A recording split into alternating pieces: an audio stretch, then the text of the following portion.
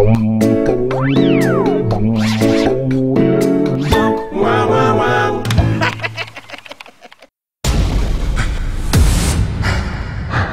this waste.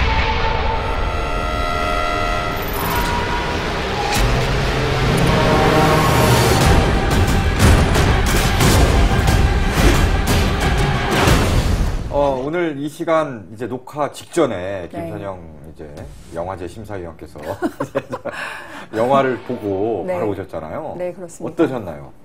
저는 좀 펑펑 울다 왔어요. 너무 감동적이어가지고. 감정을 굉장히 좀 자극하는 그런 영화더라고요. 저도 영화 보면서 눈물을 줄줄 흘렸어요. 어떤 장면이세요? 왜냐하면 저는 사실 영화 보다 보면 눈이 아파서 항상 눈물을 좀 많이 흘리는 편인데. 그렇죠. 약간 노안이시라서. 눈이 눈에 이렇게 눈물이 그렁그렁해지면 눈 땄거든요. 혹시 4DX로 보시면서 이렇게 눈에 자꾸 바람 들어가서 오신 건 아니에요? 4DX로 보지 못했습니다만 이런 얘기는 있더라고요. 4DX로 오면 입에서 모래가 씹힌다라는 얘기가 있던데 혹시 4DX 보셨나요? 아니요. 그런 얘기는 아닙니다. 그런 얘기가 들리면 정말 보고 싶지 않네요. 4DX로는. 그리고 저는 농담처럼 좀 매드맥스니까 좀 맥스를 우리가 간식으로 먹어야 되는 거 아니야 했는데 진짜 준비해줬어요. 네, 우리가 지금 굉장히 이런 직관적인 소품. 맥주는 맥스고 이거를 준비해달랍시고 얘기했더니 또 준비를 해주는 제작진은 매드가 아닌가. 근데 우리가 지금 퀸스에이를 PPL로 받았는데 약간 배신하는 행위 아닌가요, 이거? 같은 회사 아닌가? 같은 회사가요? 우리 이런 걸로 시간 이렇게 자꾸 잡아먹어도 돼? 나 진짜 이걸 뽑아서 진짜. 영화를 안 보신 분들도 계실 수 있으니까 그 가장 최근에 영화를 보고 오신 김선영 영화 이제 심사위원님께서 간단하게 설명해 주실까요? 심사평을 해주신다면. 영화를 보신 분들은 한결같이 말씀하시죠. 서사는 굉장히 한 줄로 요약되실 정도로 굉장히 심플해요. 이미 영화가 그 상정하고 있는 세계가 이제 핵전쟁으로 멸망한 뒤의 세계이기 때문에 이제 맥스는 아시다시피 이제 사막을 떠돌아다니는 그런 인물이고 이제 여기에서는 이제 하나의 독재 국가가 나오는데요. 거기에서 탈주를 시도하는 어떤 반란의 이야기, 혁명의 이야기라고 볼 수가 있어요. 네, 심사제 이제 영화제 심사위원. 심사제 영화위원이요? 그 심사위원도 이렇게 극찬을 한 이런 영화. 우리 2년 지나고 이렇게 메인 MC가 말을 이 정도 꼬면은 계속 반란을 지금 반역을 지금 꿈꾸는데요? 입 못하고 다를 게 뭐야 지금? 그런다고 맥스가 되진 않아요 지금. 네, 진행하시죠. 사실 이게 서사 구조가 대사도 많지가 않아서 굉장히 빈약하다라고 주장하는 분들도 계시지만은 액션이라거나 여러 가지 장치를 통해서 숨겨진 함의들이 굉장히 많습니다. 그렇죠. 우리가 오히려 어벤져스 같은 자꾸 어벤져스랑 비교를 하게 되는데 어쩔 수 없어요. 사람들이 다 비교를 하고 있어요. 어벤져스 굴욕이 됐어요. 완전. 1000만을 넘겼지만. 그래서 어벤져스 같은 경우는 우리가 너무 많은 이야기를 담으려다가 오히려 중구난방 너무 산만한 이야기가 됐다. 그래서 스토리가 결과적으로 빈약해졌다 했는데 이 영화는 오히려 굉장히 심플한 스토리 안에 영화가 목표로 하고자 하는 이야기만을 향해서 말 그대로 폭풍질주를 하는 그런 영화이기 때문에 스토리가 빈약하다 이런 얘기는 오히려 너 영화를 도대체 뭘로 본 거니? 어떻게 그렇게 풍부한 액션 이런 게 영화의 모든 전체적인 서사 안에 큰 역할을 하는 그런 작품을 보고 빈약하다고 말할 수 있냐? 오히려 핀잔을 듣는 그런 작품이에요. 오히려 그 등장인물이나 상황 하나하나가 다 나름의 함의를 갖고 있는 약간 우화나 이렇게 읽힐 수도 있고요. 자동차의 캐릭터, 심지어는 기타맨까지 뭔가 강렬한 그 얘기를 품고 있는. 일단 이 영화의 존재 의의는 끝내주는 액션 아니겠습니까? 그렇습니다. 첫째로 그 수많은 스턴트나 자동차 폭발한다거나 이런 것들의 대부분이 CG가 아니라 진짜로 차를 뒤집고 진짜로 차를 폭발시키고 진짜로 사람이 장대에 매달려서 그 스턴트를 했다라는 거 아니겠습니까? 그렇죠. 가장 인상적인 장면 중에 하나가 이 장대 액션. 여기 막 매달려갖고 와 이렇게 왔다 갔다 하는. 태양의 서커스 팀이 참여를 했다고 하죠. 되게 멋진 장면인데 이러시니까 되게 없어 보이죠. SOS 깃발 흔드는 그런 모습 같기도 하고. 우리 프로그램 정말 신기해. 뭘 해도. 아무튼 자 맥스를 마시면서. 그러니까 되게 그 액션 영화 하면은 요즘에 워낙 화려한 디지털에 많이 익숙해져 있고 치고받는 육박적 이런 거를 많이 생각을 하는데 네. 진짜 여기서는 순수하게 카 액션, 질주하는 액션으로만 이루어진 거잖아요. 모든 네. 게 이렇게 움직이는 그 이동하는 그 탈 것 위에서 액션이 이루어지기 때문에 그것만으로 액션이 가능할까 싶었는데 뭐 액션의 형태가 겹치거나 이렇지 않고 차에 따라서 액션이 굉장히 다양하게 나오잖아요. 차가 일단 다 달라요. 정말 그 차 하나 자체가 어떤 사람처럼 캐릭터가 잡혀갖고 워리그인가요? 네. 네. 그런 대형 트럭이 있는 거 네, 같아요. 피리오사가 네. 몰고 다니는. 그리고 임모탄이 탄 굉장히 높은 곳도 막 이게 올라가고 내려가는 이런 차도 있고 다 때려 부수는 차도 있고 네. 어마어마하게 앰프를 달고 기타리스트가 군악대 북치는 소년처럼 계속 네, 행사 차량. 네, 행사 차량. 네, 이 전기 기타, 네. 이 전기음으로 사기를 북돋아 올리는 뭐 이런 차도 있고. 그 옛날 영화를 보면서 자란 사람들은 물리적으로 직접 이렇게 하는 특수 효과들이 더 좋지 않았냐라고 이야기를 할 때 그렇게 하면은 이렇게 지금처럼 화려한 어떤 영화의 마술이 가능하지는 않을 것이다라는 반론이 더 셌는데 이번에 조지 밀러 감독이 뭔 소리냐 역시 실제로 터뜨리고 실제로 넘어뜨려야 그 멋있는 거다라는 거를 제대로 증명한 거죠. 그리고 이게 무슨 단순히 감독의 한 고집 여기서 끝나는 게 아니라 이 영화가 상징하고 있는 세계 자체가 모든 것이 멸망한 이후에 굉장히 희소한 자원으로 이루어진 포스트 아포칼립스의 세계이기 때문에 오히려 CG로 흔히 말하듯 떡칠을 하는 그런 CG 물량 공세는 애초에 이 영화랑 안 맞는 거죠. 그러니까 이제 멸망 이후에 오히려 중세 시대로 돌아간 듯한 네. 그런 굉장히 원초적인 삶으로 돌아가는 듯한 그 시대를 상징하기 때문에 CD는 정말 안 어울리죠. 차도 다 정말 옛날 차를 가지고 뭐 어떻게 붙이고 막 해갖고 그렇죠. 정말 원초적인 머슬카 내지는 트럭 내지는 뭐 이런 차들만 등장하잖아요. 차 모양이 일정한 게 아니라 개조를 하고 네. 또 개조를 한 듯한 이런 모양의 굉장히 독특한 모양새가 그 세계관하고 완전히 일치를 하고 실제로도 이 영화를 보면은 이제 피리오사가 이제 그 독재 국가를 탈출을 해서 그 추격신이 벌어질 때 차들이 쫓는데 전투가 이제 곳곳에서 계속 벌어지잖아요. 그럼 맨 뒤에 회수 차량이 이렇게 따라가요. 네. 그 부품들을 다시 줍는 거죠, 자네들을. 다시 주워서 재활용하기 그렇죠. 위해서. 네. 그런 디테일 하나하나가 네. 굉장히 리얼리티가 있는 거죠. 4편인 거잖아요. 그렇죠. 그러니까 이전에 3부작이 굉장히 좀 오래전에 첫 편이 1979년인가요? 79년입니다. 네. 오리지널 3부작을 네. 그 당시에 봤거나 극장 이런 사람도 개봉 거의 시요. 없어요. 그렇죠. 그걸 나중에 찾아보기도 쉽지 않아요. 다만 이런 영화가 있다 정도만 이제 알고 오히려 매드맥스 4편을 통해서 이 시리즈를 처음 접하는 분들이 굉장히 많을 겁니다. 그렇죠. 79년이면 저도 아직 이승환 평론가는 아직 세상에 없을 때고. 그렇죠. 예. 저는 2편과 3편 사이에 태어났죠. 네. 그렇습니다. 1편하고 2편 사이의 어떤 영화의 색감이라거나 느낌, 장르 구분 같은 것들이 굉장히 확 달라진다라는 인상이 있죠. 바로 한 편 차이밖에 안 나는데. 그렇죠. 좀 업그레이드가 확 되죠. 예. 2편에서 보여줬던 세계관이 3편에서도 이어지지만 사실 그걸 직계로 물려받았다라는 생각은 4편이 조금 더 강하게 드는 거죠. 근데 지금 보면 좀 약간 시시할 수 있는데 당시로서 굉장히 혁신적인 그런 B급 영화스러우면서도 굉장히 파격적인 어떤 시도를 했던 그런 영화로 평가를 받아요. 조지 밀러 자체가 의대를 나와서 호주의 젊은이들이 막 폭주하고 막 이러다가 교통사고 당해서 막 이제 딱 치료를 받으러 오면은 치료를 해주는데 이 친구들은 오히려 그걸 자랑스러워 하더라. 교통사고 이렇게 막 폭주하다가 사고 나고 오히려 이런 걸 영광의 상처로 알더라. 그래서 이게 큰일이다. 폭주족의 위험함을 이제 알리는 이걸 경각심을 영화인가요? 네. 캠페인 영화군요. 그래갖고 이제 매드맥스 시리즈를 구상하게 됐다는 거예요. 그래서 진짜 그랬는지 아니 약간 와전된 건지 모르겠습니다만. 와전 같지 않아요? 그러니까 그런 거 치고는 네. 그 1편의 맥스 캐릭터는 어떤 징벌을 할 때 네. 미묘한 쾌감 같은 게 네. 미묘하지도 않아. 너무 노골적으로. 네. 아니 이제 예. 맥스 말고 거기서 막 왔다 갔다 하는 거 폭주죠. 이런 저기를 얘기하는 거죠. 근데 문제 맥스도 폭주하잖아요. 폭주를 폭주로 제압한다. 네, 그래서 뭐 제목도 매드맥스잖아요. 이 조지 밀러라는 감독도 참 대단한 것 같아요. 사실 이 3부작을 한 게 79년, 81년, 85년이잖아요. 네네. 해피피트라든가 뭔가 로렌조 오일, 뭐 꼬마돼지 베이브 같은 약간 가족 영화, 따뜻한 영화를 하다가 갑자기 지금 굉장히 나이가 지금 몇 살인가요? 한 7수 되지 않았나요? 네, 예, 올해 칠수. 7수 넘었는데 70일, 갑자기 예. 초기에 그 거친 영화로 다시 돌아가야겠다 해서 매드맥스 4편 만들기 쉬운 일이 아니거든요. 네. 알려진 이야기에는 10년 전에 이 영화를 이제 제작이 들어갔고, 뭐 맥스도 사실은 그 원래 멜 깁슨이 다시 하기로 했다가 멜 깁슨이 여러 가지 개인적인 뭐 사건 같은 거를 일으켜서 새로운 맥스를 찾아보고 그때 캐스팅된 배우가 히스 레저였다고 하죠. 예.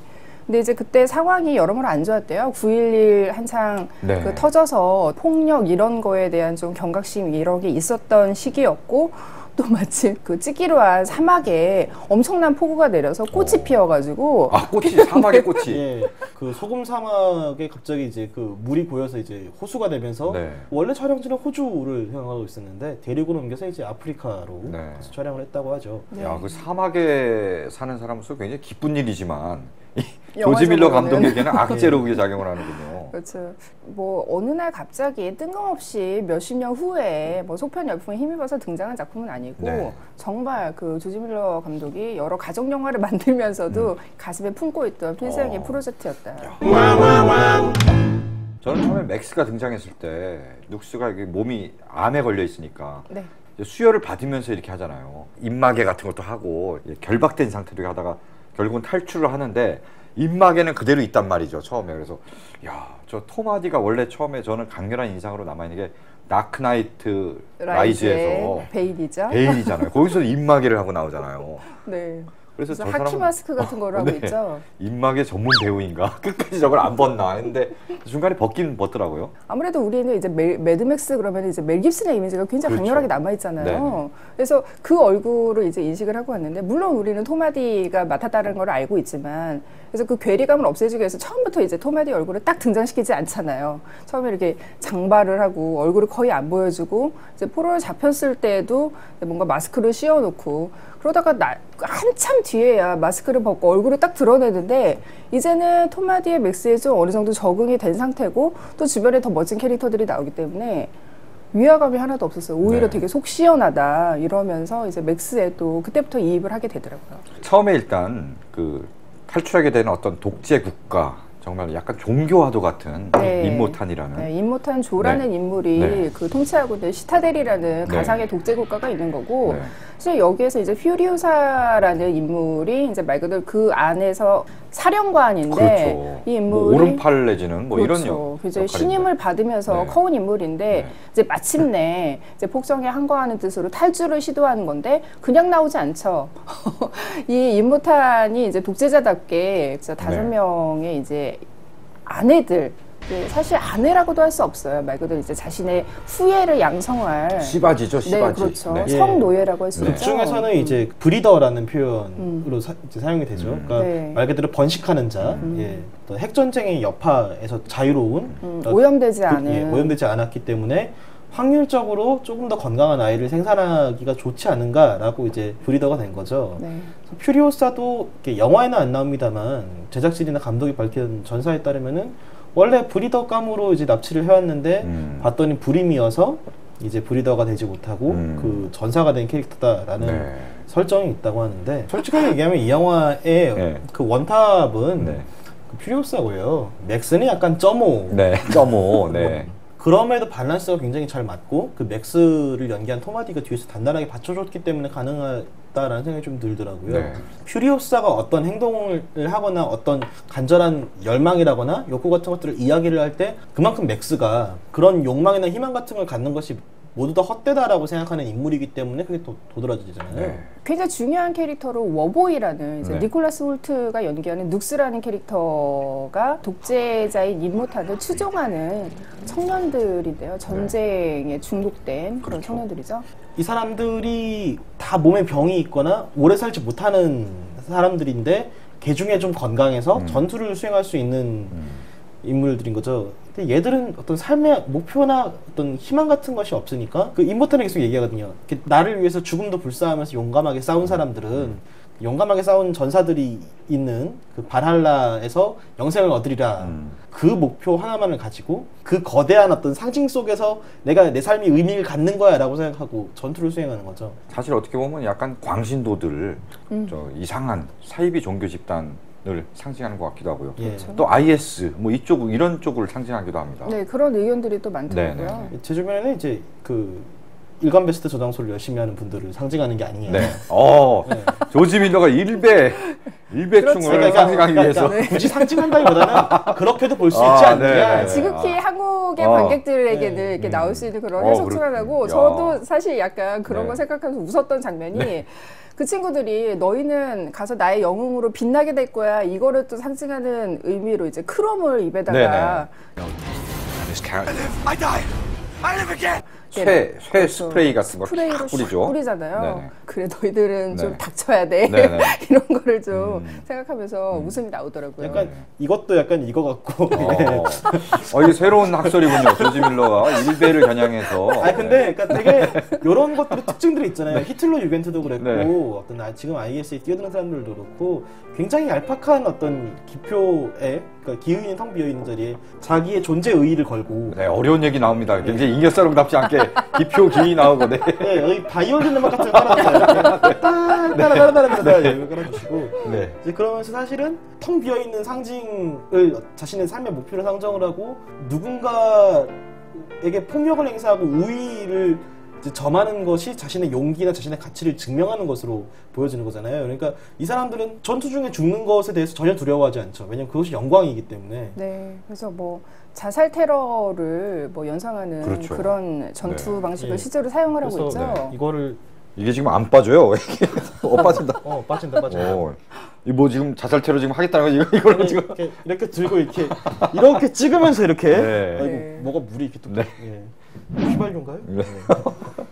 굉장히 저는 인상 깊었던 게 빨간 내복을 입고 기타를 치던 기타맨. Vehicles, all with big loud engines. No one's going to hear a bugle. And the Doof Warrior plays the flame-throwing and keeps the beat of the armada. 이 진정한 신스틸러.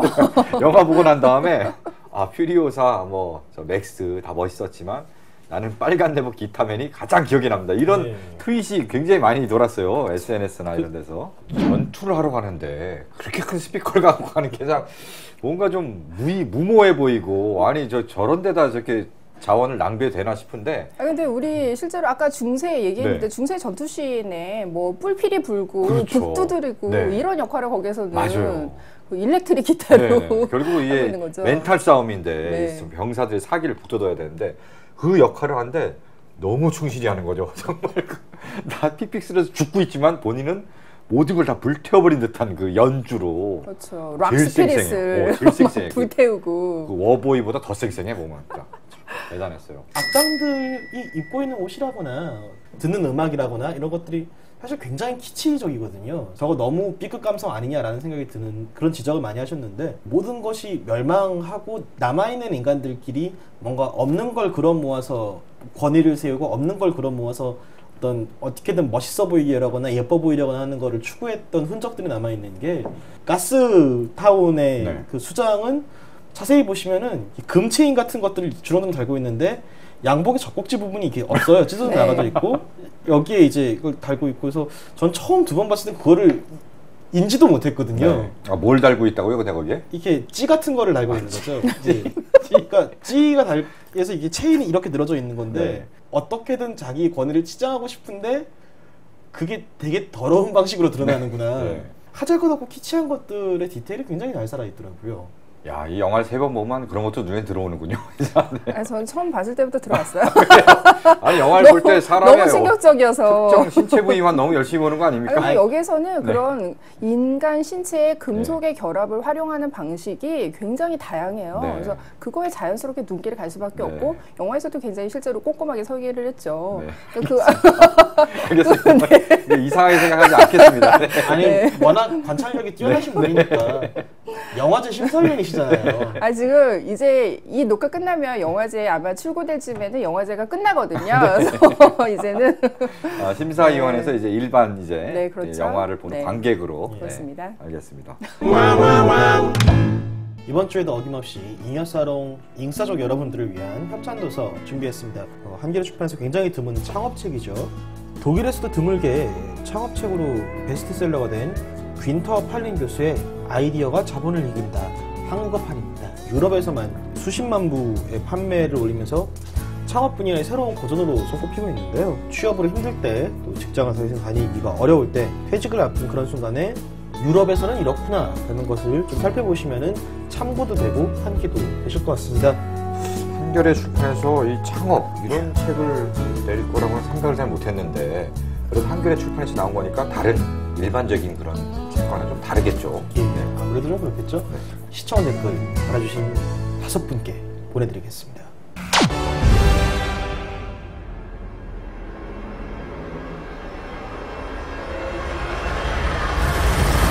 퓨리오사가 결국 워리그를 타고 도달하지 않습니까? 원래 가려던 곳에. 네, 어머니들의 네. 땅이라고 얘기를 네. 하죠. 본인이 왔었던. 네. 예, 본인이 원래 태어났었던 네. 곳으로 뭐 이제 녹색의 땅이라고 예. 표현이 되기도 하고요. 그러니까 말하자면은 굉장히 디스토피아의 세계 안에서 나름대로 그 희망을 상정하고 있는 네. 어떤 유토피아처럼 네. 그 상정이 되고 그 이상향을 찾아서 이렇게 가는 여정이 중반부 이후까지 영화의 거의 3분의 2까지의 지점을 그 차지하고 있는 건데요. 거기 가서 또 이제 만나는 굉장히 중요한 캐릭터들 있죠. 예, 그 할머니 폭주족들이죠.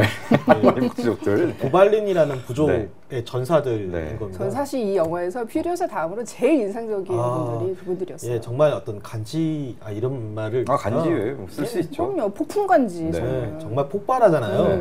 Thing away from her. She's trying to give these young women something better. In so doing, 나도 이 부족 사람이에요라고 얘기하니까 저 멀리서 이렇게 모래 폭풍을 이렇게 뒷바퀴로 이렇게 네. 모래가 팍팍 오면서 이렇게 네. 저 언덕에서 팍 하면서 내려오잖아요. 그 중간에 오토바이 탄 그 종족들이 나오잖아요. 막 경망스럽게 막 그렇죠. 점프하고 하는데 협곡의 길목을 지키고 있는. 좀 찌질해 보였거든요. 그 폭주족들은. 네. 근데 이 할머니 폭주족들 진짜 간지짱. 와.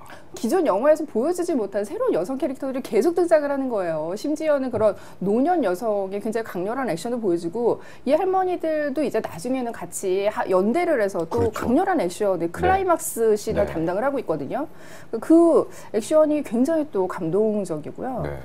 사실 이 영화를 두고 그래서 그런 말이 나오기도 해요. 우리나라에서는 이 매드맥스야말로 진짜 페미니즘이다. 그러면 가짜 페미니즘이 있다라는 거냐.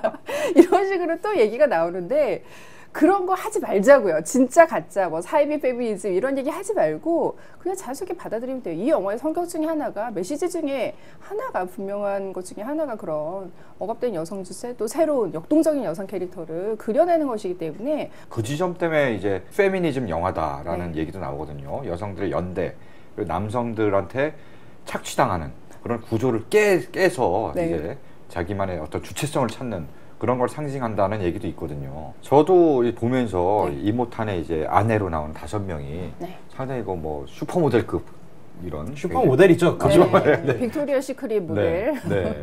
전형적인 예쁜 그런 여성들이 나와서 그렇죠. 액션 영화에서 네. 눈요기용으로 소비되는 약간. 그런 꽃미녀들. 네. 그전에는 그렇게 했는데 어느 순간 굉장히 주체적으로 나와서 특히 그 아기를 임신한 네, 스플렌디드. 네, 스플렌디드 그분이 가장 중심에 서서 퓨리오사에 기대고 그냥 이끌려가는 게 아니라 굉장히 적극적으로 나서잖아요. 그런 그렇죠. 모습도 사실은 굉장히 인상 깊더라고요. 정신적인 주제는 스플렌디드죠. 스플렌디드를 중심으로 그 아내들이 서로 굉장히 똘똘 뭉쳐져 있다는 게 영화 속에서 계속 나오고요. 네. 이들이 결국 퓨리오사가 탈출시킨 게 아니라 같이 탈출을 한 네. 거죠. 아. 그렇게 해석을 해야 되는 네, 거죠. 그래서 보면 이렇게 차가 퍼지면은 이렇게 누가 안 시켜도 내려와가지고 타이어 갈고 그렇죠. 네. 차가 뭐 진창에 빠지면은 누가 안 시켜도 뭐라도 주워와서 바퀴 밑에 대고 뒤에서 밀고 그리고 보초 설 사람 없으면 뒤에 가서 알아서 보초 서고 그 총알 재장전하고 그 남은 무기가 얼마나 있는지 헤아리고 그 모든 과정들에서 자기가 할 수 있는 양을 해낸단 말이죠. 이 조지 밀러 감독이 이 5 아내들을 표현하기 위해서 자문을 구한 페미니스트 버자이너 모놀로그로 굉장히 네. 유명한 네. 리브 헨슬러에게 네. 자문을 받았다고 네. 하죠. 어찌됐거나 이 5명의 아내들은 성폭력 피해자잖아요. 그러니까 그들 나름대로의 그렇죠. 트라우마가 네. 있는 거죠. 네. 피해자로서의 어떤 상처를 가지고 있으면서도 그거를 어떻게 극복을 하면서 주체로 나설 것인가 이거에 대해서 굉장히 여러 자문을 받았다고 하죠. 네. 그래서 이 작품에서도 비록 이들이 퓨리오사처럼 정말 대놓고 막 이렇게 총을 막 명사수 막 이런 거는 아니지만 그 나름대로 주어진 환경에서 점점 최선을 다하고 갈수록 성장하는 모습을 이 영화에서는 최선을 다해서 보여주고 있는 거죠.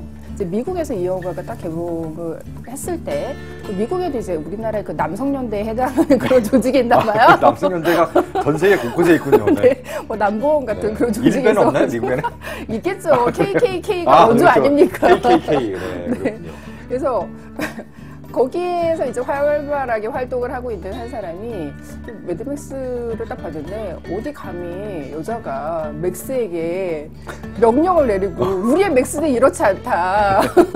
이거는 네. 페미니즘 영화를 액션 영화로 포장해서 우리들을 기만한 것이다라고. 자기는 굉장히 네. 막 모래밭에서 막 자동차 달리면서 굉장히 마초스러운 영화를 상상하고 갔는데 그렇죠. 그런 장면이 나오니까 굉장히 당황하면서 배반을 당했다 막 이러고 어필한 거거든요. 그렇죠. 실제로 그 액션 영화 속에서 액션의 가장 멋있는 부분도 대부분 퓨리오사가 담당을 하고 있기 때문에 거기에 분노를 해서 실제 불매운동 같은 걸 일으켰거든요.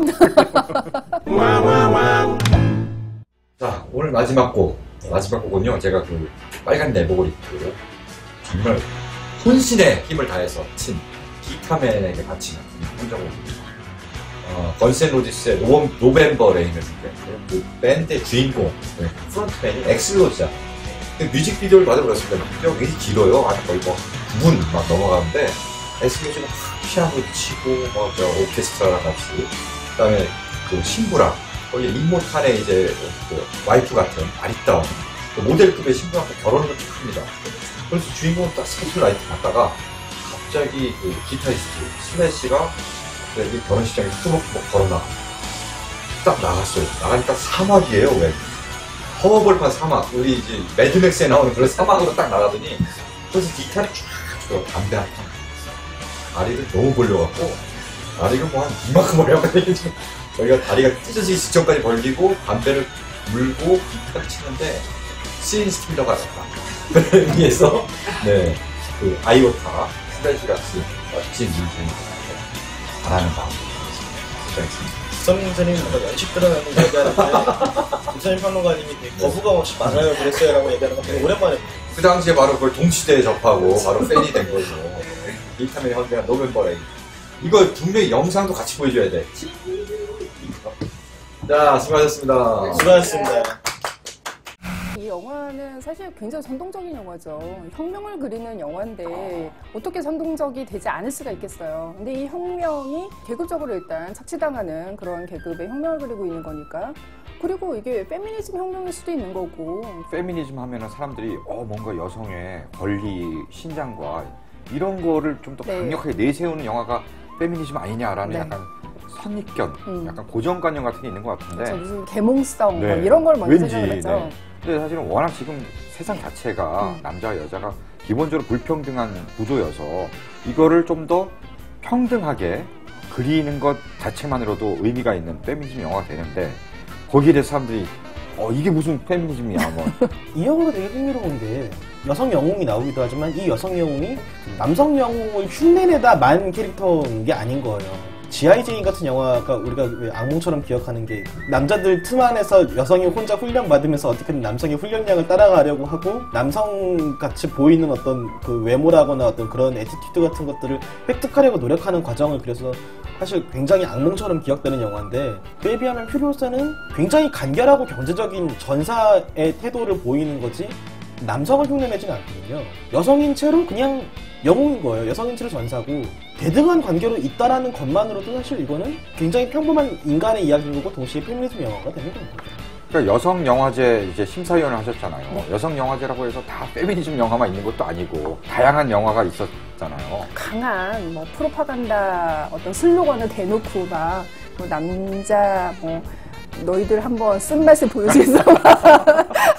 네. 이런 직설적인 메시지를 내세우는 것만으로 그것도 고정된 굉장히 잘못된 고정관념인데 페미니즘은 이제 최소한의 합의만 있으면 돼요. 모든 성차별에 반대하고 억압받는 주체를 이제 해방을 시킨다 이렇게 생각을 하면은 그게 뭐 굉장히 지독한 강력한 뭐 선전성 문구가 아니잖아요. 사실 우리는 뭐 노동자 계급이 차별받는 거에 반대를 한다 이런 거에 대해서는 사람들이 모두 동의를 하고 있잖아요. 이미 뭐 흑인 차별에 대해서도 인종 차별에 대해서도 그렇고요.